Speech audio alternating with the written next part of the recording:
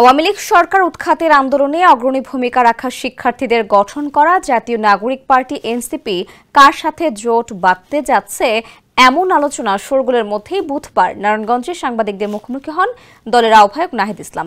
এক প্রশ্নের জবাবে তিনি বাংলাদেশের প্রচলিত নির্বাচনী সংস্কৃতিকে চ্যালেঞ্জ করে বলেন, বাংলাদেশের ইতিহাসের নির্বাচনের যে সংস্কৃতি সবাই দেখে, যাদের টাকা আছে, যারা এলাকায় গডফাদার, তারা নির্বাচন করে, সেই সংস্কৃতিকে এবার চ্যালেঞ্জ করতে চান।